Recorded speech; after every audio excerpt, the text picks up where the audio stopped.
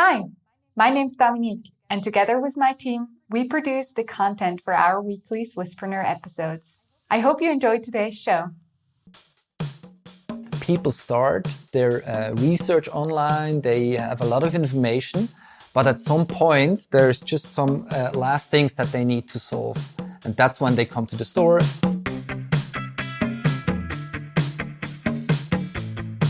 Welcome to the Swisspreneur Show, a podcast about startup stories and hands-on learnings from experienced entrepreneurs.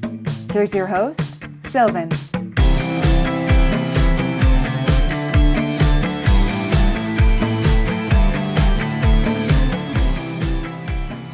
Peter, you are the co-founder and CEO of View Eyewear. It's a pleasure to have you here. A very warm welcome to the Swisspreneur Show. Hello. Today we're going to talk about the View story. Before we actually do that, I also like to talk about your background. You studied banking and finance at the University of St. Gallen in Switzerland and also had a job in the industry afterwards at Noble Biocare. How did that prepare you for the startup life, for becoming an entrepreneur? Yeah, I think, first of all, studying banking and finance was, for me, the outcome was that I didn't want to go into banking. So, it's also learning probably, right? So I did a few internships during university, and consulting was always something that interested me. But on the other hand, I also wanted to be close to a company, not jumping from one ship to the other. So I joined Noble Biocare, which is a dental implant company. And I started there in the business development department. So also there, I think it was a good step into the business environment. And, Noble Biocare is a company. It's not too big and not too small. So it's a global company, but still you could have a good overview of everything that happens there. It's smaller than one of these big conglomerates. And I think for me, it was super interesting to see, how a company works inside out. And you could see the different functions, what you needed to have and how it is run. And I think that was a tremendous learning opportunity. Then also building up our own company, I could see, what kind of things you need. And, just jumping into a startup without having any practical experience, I think that would be much harder. Absolutely. And another important point, you also usually meet a lot of people at university. Yeah. View has 5 co-founders. Can you talk a bit more about how you as 5 founders actually met and how you also split the roles across each other? Yeah, so during my time at the university, I met Killian, our CEO and also co-founder. And we became good friends. And after university, we also went traveling to South America. So we spent a lot of time together, and even, being around each other for 24/7, we still got along super well. And even at that point in time, we thought, okay, maybe at some point we could also work together because, just the chemistry is good. But then after university, he joined McKinsey, I joined Noble Biocare, and it was then not until a couple of years later where I went on a sabbatical, did a world trip, and he came back from Brazil where he was working. And that was the time when we developed, some ideas, what we could do, and maybe we could also start something up. And we had, I think at that time, crazy ideas, software companies, food deliveries, things like that. But it was also at that point when we noticed the eyewear market, and basically from a consumer perspective. So did you have like a frustrating experience there, or what made you particularly attracted to that market? Yeah. So both Killian and I, we wear glasses, and at that time I went to buy glasses. And for me, I went into that shop, and it was a very traditional optician shop. And to me, also coming from the dental industry, it reminded me a little bit of a dentist appointment and not so much of a retail experience, And that's when we started to think about that market. And, I think for a long time, not many things have happened in that market. So it's basically the same structure, the same players as 20 years ago. We just started to think, okay, there must be something in there that, could be made better. But at the same time, we also knew that, we came from the University of St. Gallen, where you learn a lot of things, but not designing glasses. Exactly. That was not on the curriculum. And then a friend of ours, he knew Fabrice and Christian. And these guys, they had a small design agency, and they also designed glasses for other companies. So we basically went to them and also pitched them the idea and said, hey guys, let's do something together. And obviously, they were skeptical, as you also should be if two business guys come around with an idea, but not much more. And so we discussed, it was a nice conversation, but then in the end we said, okay, let's see what happens. And approximately 1 or 2 months later, we went back to them and we said, okay guys, we quit our jobs. So we're ready to roll. You already did that back then? Yeah, then we did it. Because we knew, okay, we have to do something, and at some point you have to push the button. And I think that was also the situation when Fabrice and Christian, they noticed, okay, these guys are serious, right? So there is probably a bit more to that than just an idea on a paper. You put the money where the mouth is, right? Yeah. So we tried to, and also at that time, it was also quite easy. We didn't have any family, not much, not high fixed costs and so on. So we said, okay, let's take the risk and let's try it out. Yeah, so then basically it was the 4 of us. And then the 5th founding member was Dominik Müller, optician from Zurich, who has his own business on the side. But we said, okay, we also need to have that competence on the team, obviously. And I think that's probably also, one of the success factors that we had in the founding team. 5 people, but everyone basically brought something to the table that was beneficial for the company. And how do you actually, find this common ground that the 5 of you together should actually start the company, and not that you and Kilian, for example, and the others are more like treated as suppliers, for example, doing the work for you, but getting paid not as co-founders, but more as suppliers. Yeah. How do you make these decisions? I think Fabrice and Christian, they also had other businesses that they started before, and they were very entrepreneurial. And I think they also pushed for it. They said, hey guys, if we do this, we also want to be part of it. I think that was a good push also for them. Also, they had, other companies like Question that they founded before that. They had a coffee shop. They had other things that they did. And I think it was just the entrepreneurial mindset was really there. And that's, how it went, how it started, basically. Absolutely. I would also like to talk a bit about the market opportunity that you already tackled a bit. When doing our research, we realized that the market in Switzerland alone for eyewear is actually much bigger than we thought. It's about 1 billion in Switzerland alone per year.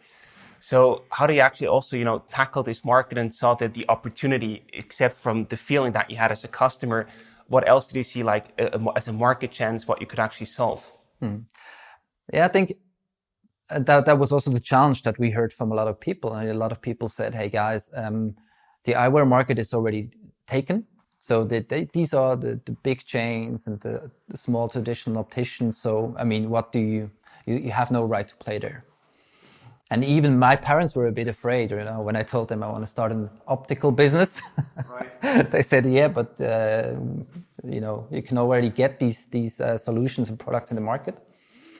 But I think in the end, you can also be successful by just doing things better or in a different way. Mm-hmm. And we felt that the way the market worked was not really, innovative and not really catering to basically also the needs that people have.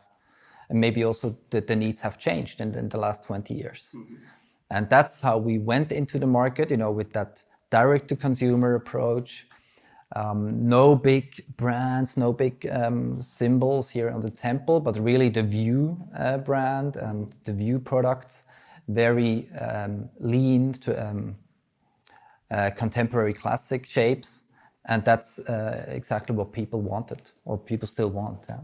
I think what's particularly interesting is that you had this personal frustration and also saw this market opportunity arising out of there. Mm-hmm. this was but basically just a hypothesis that you had. So, hey, this might be a viable business, right? Yeah. How do you go about testing it to actually also confirm that there really is a market chance behind that? Yeah.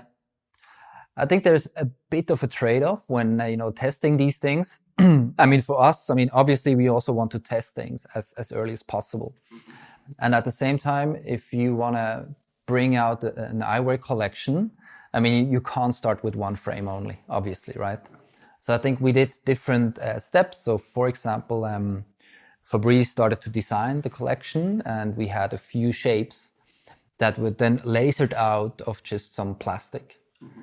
But it was just the front, and we basically invited all our friends for a little nice event, and we put these fronts onto their faces to see if they fit. And we also asked them, "Hey guys, what do you think? Do you think would you buy it, right?" And obviously our friends said, "Yeah, sure, I will buy it." Which they usually say because they they're usually your friends, say, right? yeah. So you can't really test the reality under these circumstances. But then I think the big goal for us was to go to the market as soon as possible. So we only needed like 6-7 months until we launched the first collection. And that was then really the test if, what is happening. And once we basically went to the market, we also got super feedback. The customers came and they said, nice product, nice offering, super attractive price, good service. It's fantastic. But, and that's I think the big but here in the story is that we started as an online business, right? So everything was online, and we also thought in the beginning, okay, this market, we're going to disrupt it with an online model. So in 2 years from now, everyone will buy glasses online. And I think that was a big fallacy, I guess, right? So it didn't turn out like that. But I think we got the customer feedback, and they said they liked the product, but they also said, isn't there a place where I can go to and, just touch and feel the product, and maybe also ask some questions about my prescription and all these things. So we just noticed that people had a big need for, just some physical experience. That's when we started to go into that direction. How was that feedback given to you? Because you could also say these are just a couple of outliers. They will also always be there, but we really focus on the internet distribution. Yeah. What made you really change and also open your own locations then? I think we tried out both things, right? So in the beginning, it was online, purely online. Mm-hmm. And we saw that people were interested, that they wanted to try it out. But then we also did a pop-up store. So for just 2 weeks, we had a place where we showcased the collection. And there we really noticed that the demand for the people is much stronger. So then people really, took the journey. It was more like a destination model that people said, okay, now there is a place where I can go and watch these products. So let me go there. And I also think that the numbers on that were pretty clear. Maybe you can also talk a bit about your first Saturday sale that you had there. Yeah, that was amazing. Yeah, so we had our first store, which was basically only a showroom in our office. And we had a big party the night before where we tried to mobilize as many people as possible. And it was a big party. I think the police came at least 3 times. So that was good. And then the next day was a Saturday, and we had so many people coming in, people buying, and I think it was over 11,000 in revenue that we did on one day. And then we really started thinking, okay, hey, this is crazy. So if this is what people want, then let's give people what they need, right? And probably in 2 ways, right? One, the physical location, but the second also your business, like your eyeglasses, that really people want the designs and love that. Absolutely, yeah. And I think it's quite important to note that even though we then made the shift towards offline and build stores, I think online is still super important.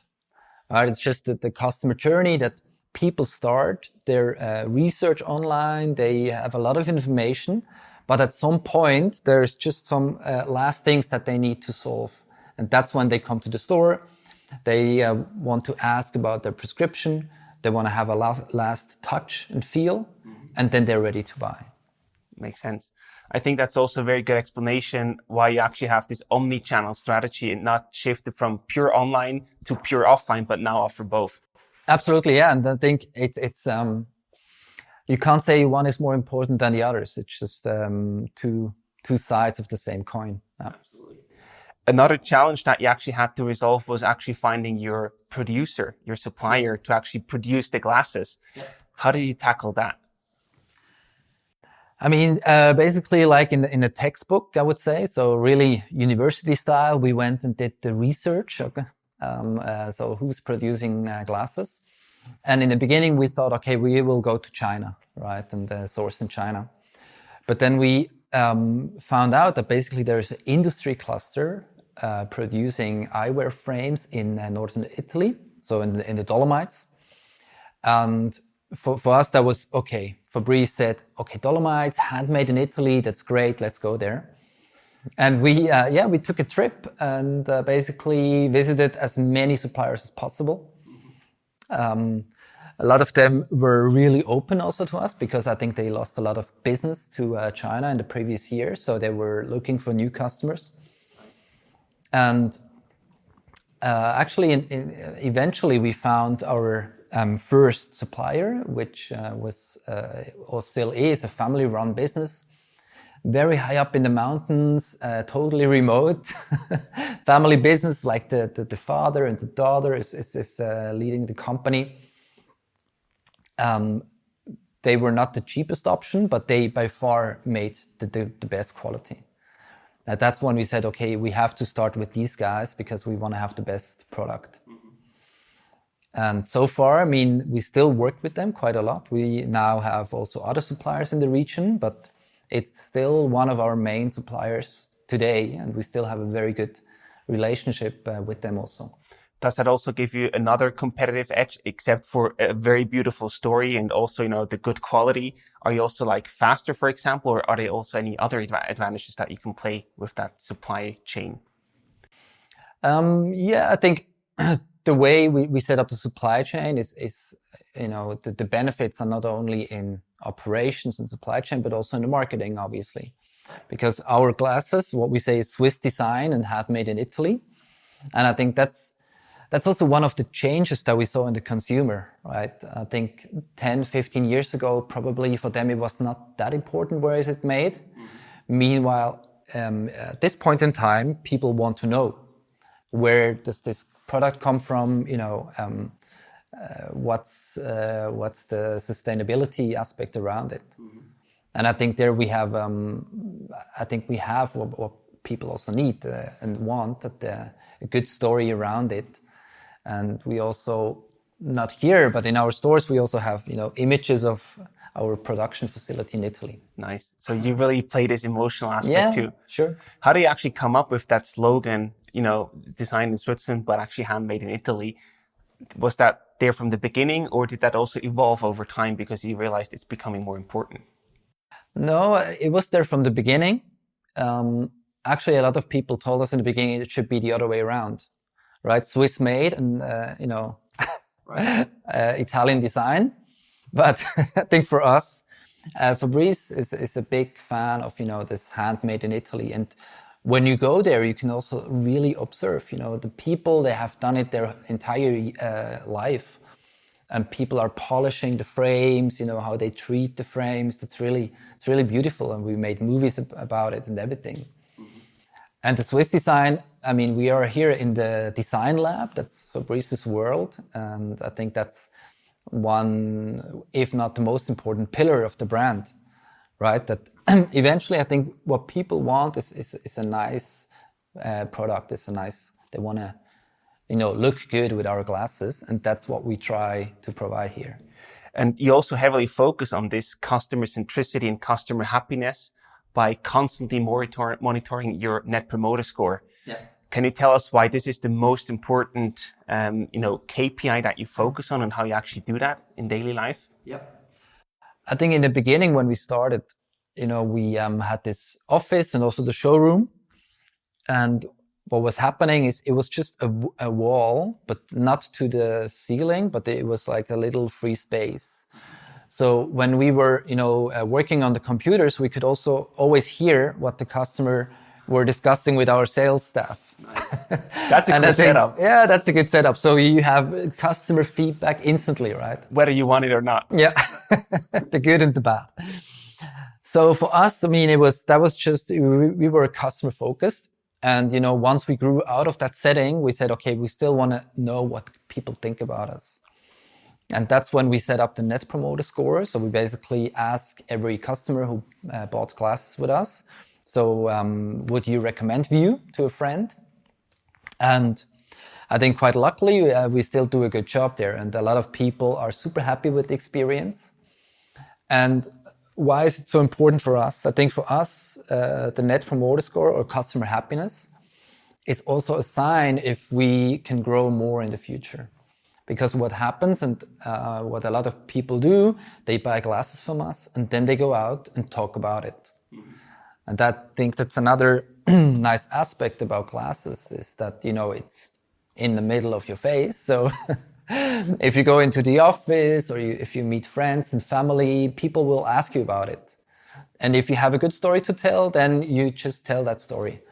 And that's as long as people are so happy, as we can see in the Net Promoter Score, they will also promote us in the future. And that will bring us even more customers in the next couple of weeks. That's a very smart marketing channel.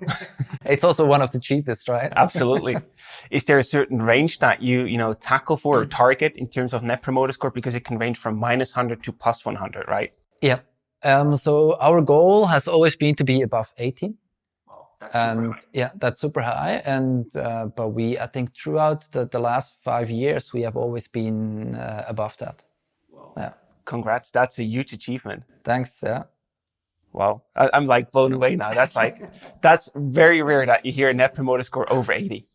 Yeah, obviously it depends also a little on the industry. I mean, if you're a telecommunication company, then it's hard, right? Because people will only share their negative experiences. I think that's why probably View is also an emotional product. It's an emotional experience and people like to talk about it. Mm-hmm. But still, you have to do a good job. And also you have to offer a great, value to price ratio somehow. Mm-hmm. Because, if you're happy with a product, but it's also super expensive, will you talk about it? Maybe not so much. But I think that's just the combination of these things that really, gives us these scores. Absolutely. And when is actually the right time to ask for the Net Promoter Score? Do you just do that right after they bought a product, or when do you actually do that? A week after? What's the right timing there? We changed it now. So in the past, I think we asked 3 weeks later, because with prescription glasses, you also need some time to adjust to that and to really grasp the entire experience. But what we changed last year is we ask at different points, right? So sometimes we ask them after they bought immediately. Sometimes a bit later. We also ask them, when they try out the product with the try at home, the packages that we ship back and forth. So also there, we ask them about their happiness. So then basically we have the customer journey, and we can see, how the happiness actually develops over these different stages. Do you notice any difference according to the stages when you ask them? I think that the best experience we have, or the best scores, is immediately after the purchase. Yeah, that's when you have all the But that's the all the emotions, right? Yeah. And you're in the store, and hopefully you have a nice conversation with the person there. So then everything comes together. Yeah. Got it. Makes sense. But building a startup and such a success story as you have created with View is not always, the best story and the easiest way to do. Usually also face opponents and challenges along the way. Yeah. So I would also like to talk a bit about these opponents, because you basically also disrupted the market to a certain degree. Yeah. What were the opponents along the way over the past 7 years that you faced? I think that the best example probably are the other opticians. And I think it was funny that in the beginning, we didn't have a lot of reactions, right? Because also people, or the competition thought, okay, there's another startup coming up, let them see, and let's see what happens to them. But I think then after we got a bit more traction, we had that reaction, and especially the traditional opticians in the same neighborhood, they were quite harsh reactions sometimes. How, for example? For example, they were, storming into the store basically and shouting at us. Okay. That was quite a character. Others did it a bit more, silently, but still we got the reaction that they said, hey, actually guys, you're destroying the market. You push the prices down too much and you don't focus on quality and the services, different things. Yeah. And how did he handle that back in these days? Because if you actually are in that position right there, that is to one degree a confirmation that you might be on the right path. But at the same time, it's also pretty uncomfortable, and you might think, these guys, they've been in the business for years. They must know better, maybe. I don't know. How did you deal with that situation? I think we tried to talk to them, right? And said, okay, guys, we're trying to do a business here. And eventually, as you said, the market is huge. So, there's a lot of people and customers that you can grasp. You just need to have a good and viable concept. And for us, we try to answer their questions. We try to, answer their challenges. And also, at the same time, we also developed quite a bit, I would say, right? In the beginning, we were more like the outsider that tried to do everything differently. And at some point, we also changed and became more like the other opticians. So, for example, the eye exam. In the beginning, we said, we don't do it. As a customer, you have to bring it. And then, obviously, with that, we lost a lot of customers because they were just not willing to do it. And at some point we said, okay, let's do it ourselves. Why not? And so I think, probably also we developed, and the other, the competition also adopted a little bit to our concept as well. And that's also something that you could see that some of the bigger players, they also looked at View and thought, okay, these guys are doing a good job. And they also adopted some things that we did actually, right? So it was like, probably in both ways. Got it. And another opponent I could imagine were the middlemen that you basically cut out because you produce your own glasses directly and also sell them directly. Yep. Were there also any reactions from the middlemen? In that industry, and that's quite it's quite special. It's basically only one big player, Luxottica, right? So it's really the titan in that market that controls a lot of these markets worldwide. But I think for them, we're just way too small for them to care. So for them, it was just, okay, it's fine. Let them do their own thing. Yeah. And in this industry, it's actually growing, right? So more and more people need glasses. Especially now also with the smartphones and tablets and people exposed to these devices all the time, we see that, it's just the share of the population who needs glasses is increasing. And the ones who don't, they at some point they need sunglasses. They might need reading glasses at some point. So I think basically we address everybody, right? And that's a very good market to be in as a startup. Absolutely. I'd also like to talk about the other side, the supporters. You had, or you still have, obviously, very well-known investors on board. Can you also talk a bit about the way that they supported you from the early days, where you also were financed with business angels, and how it led to the state where you are today? I think in the beginning, we had to fund this collection, this eyewear collection. And we knew, okay, this is going to cost more than we can afford. So we were looking for investors from the beginning. And there were a few business angels, and also that were like people in our network of friends that we addressed. And actually, I remember the conversation with the first investor that we had. And he is an entrepreneur himself, a successful entrepreneur. And he said, guys, I don't wear glasses, and I'm a bit skeptical about that optical idea, about that startup that you want to do, but I believe in you as a team. So I invest 50,000. If you bring the other half, then you can start the AG, basically, right? Exactly. And I think that was like the mindset of a lot of these business angels in the beginning. So they really believed in the team and said, okay, I'm sure you guys will do something successful. And I think that's the best support you can get, right? Absolutely. What did you do as a team to really, build this trust and also this credibility that you are a strong team? I think in the beginning, obviously, we had to get to know each other, obviously, but also with the trips to Italy and then, hanging out for maybe weeks and being in the same hotel, maybe even in the same room, we really grew together as a team. And I think then for the investors, it was also good to see, for example, that Fabrice and Christian, that they started other companies before, and that they really had a good insight into how to design things.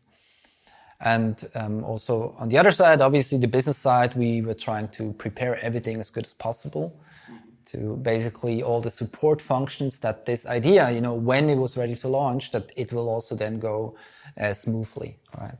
Right. And was there also anything that, where you showed specific progress towards the investors, because they don't just meet you once and then they invest? Yeah. Usually they also want to observe you over a certain period of time and see what you're actually up to.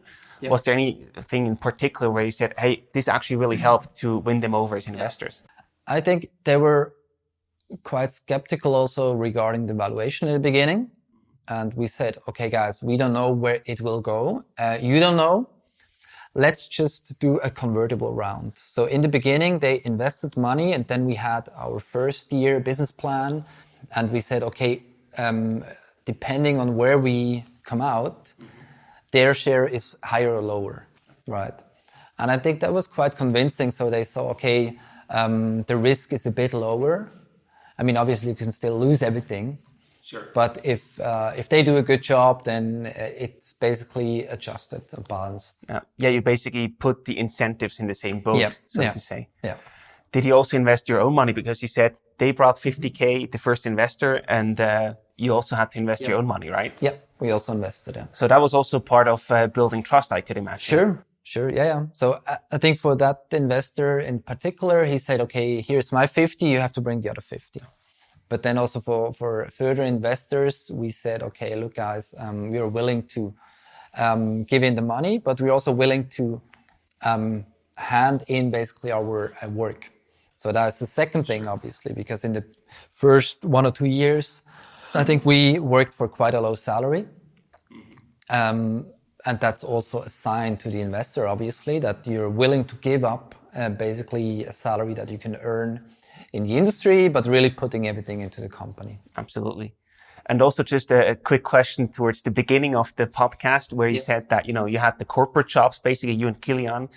Did you also have some savings that you could live from to start the company? Or was it really just the low salary that made it possible for you to basically pay rent and food? Yeah. I think it was we had some savings, not huge, but that probably also is another advantage of first collecting some practical experience and then starting your own company. I think you have just some more experience and also a bit of savings to push you through that really difficult part in the beginning. And also other supporters along the way were basically friends, not only the ones that gave you feedbacks, but also more famous friends that supported as brand ambassadors and so on.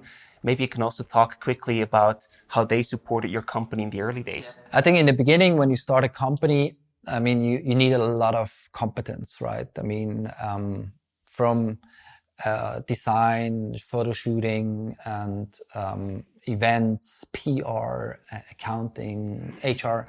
And we tried to really, pull together all the resources that we had or we knew. So we had a friend, for example, that worked in taxes. So we asked him.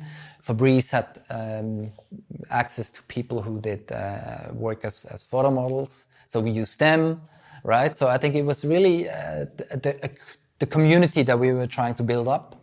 And a lot of them, they also contributed to the concept, right? And obviously, they didn't work for free, obviously. So we had to give them something. Sometimes it was money, sometimes it was free classes. Sometimes it was just being part of that nice party. So I think, in the beginning, you really have to bring everything that you have on the table, because you need good solutions in basically every aspect that you face. And in the beginning, it's really, like I said, back at Nobel, right? A company consists of several departments. And as a startup, obviously, everything is much simpler, but you still need all these things, right? So you need finance, you need HR, you need ops, you need customer solutions. So that's, you have to do it. And then when was like the certain point achieved where you said, okay, now we cannot like get that job done through our personal network, but actually need to hire people like full-time, for example? Yeah. Was there a certain threshold where you said, okay, this was like the revenue that you did or the company size where that became a necessity? I think for us, it was really the revenue, right? That we saw that people are actually buying the glasses. So that was a super sign. But it also meant that money is coming into the company again, right? And that's really the point where we said, okay, now we can start think about it. And I mean, even in the beginning, when a customer ordered something, we had to do it ourselves, right? So pick up the phone or ordering the lenses and then even, basically shipping the package off to the customer. And then at some point we had a couple of dozens orders a day. So we knew, okay, if we want to do our job actually and develop the company, then at some point somebody else needs to do these packages. Absolutely. Yeah. But it helps if you have revenue. Yeah. Obviously. But then I think it's also a good analogy that you basically go with the pain point. As soon as you cannot like focus on your core business, then it's time to hire someone and not before. Yeah. No. If we look at the current figures, you have, it's really a crazy story just to tell. You have 400 employees. You sold 150,000 glasses alone last year. You are active in 6 countries and also operate 56 locations. These are just incredible numbers for Swiss startups. Yeah, thanks. And I'm curious, like, what's next? What's in your pipeline? Where do you actually want to go? So basically it's, we want to continue what we're doing. I think the focus is really important, and that's why we still want to be really close to the customers and see, okay, is the customer appreciating or valuing the concept or the product that we sell? And, as soon as we can keep that, we can also continue expanding. Not necessarily now in a lot of new markets. I think, as you said, that even the Swiss market is huge. But then think about Germany, which is much, much bigger. And there's so much potential still in all these markets. And even if we get a tiny share of the market, eventually, we're going to be super successful. And that's, I think, also the nice part about being in the optical industry. And also one question, why did you expand across Europe and not to the United States, for example? Was that ever a topic on your map?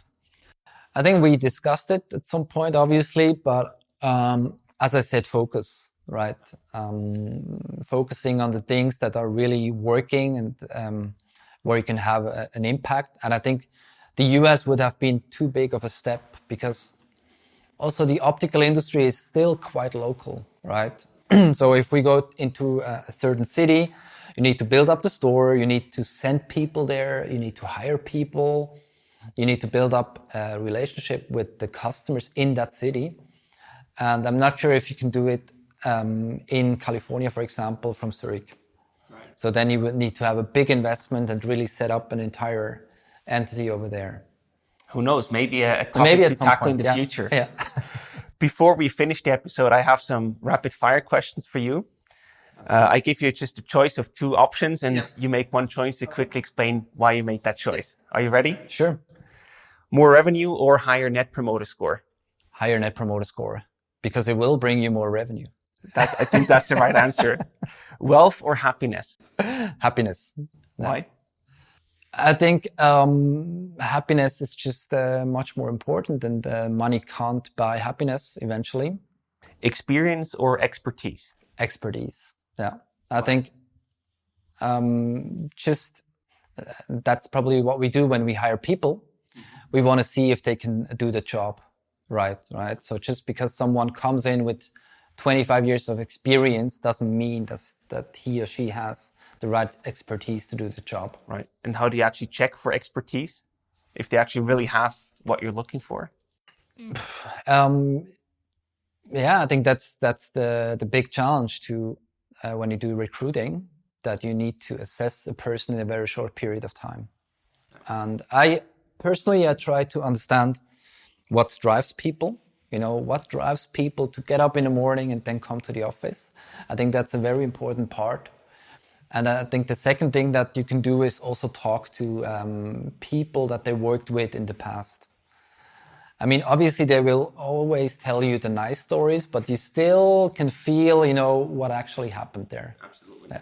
And this is actually a very spontaneous additional rapid fire question. What drives you? Why do you get up in the morning? I get up basically because my kids wake me up. So you have no choice. I have no choice. I have to get up. And then I spend some time with my kids. But at some point, I also get a bit nervous because I want to do things. I want to change things. And that's when I go to the office or home office now in the Corona times. No, I think it's really, the original idea that we had to really disrupt that market and bring something better to the market, that still holds true for now, right? That we still want to bring that concept to people who don't know View yet, but who are super happy once they leave the store. And that's also something that I tell our employees all over again. I mean, if you go into the store and you see the happy face of a customer who picks up his or her final glasses, I mean, that's basically the reason we are here, right? To make these people happy. I think that's a beautiful sentence to end the episode. Peter, thank you so much for your time and the wonderful insights. And we are very curious to see if we will see ever a View store in the United States. Let's see. All the best for the future, and thank you for your time. Thank you, guys. Before you go, just a quick word from our sponsor. Today's episode was brought to you by SBB Startup. The Swiss Railways recently launched their own startup program. If you think that your company or your idea is a good fit to the Swiss Railways, get in touch with them at sbbstartup.com. Thank you for tuning into today's episode. Stay connected with the Swisspreneur community through our LinkedIn and Instagram profiles. Make sure to subscribe to our show on whatever podcast platform you're using. See you next week for a brand new episode of The Swisspreneur Show.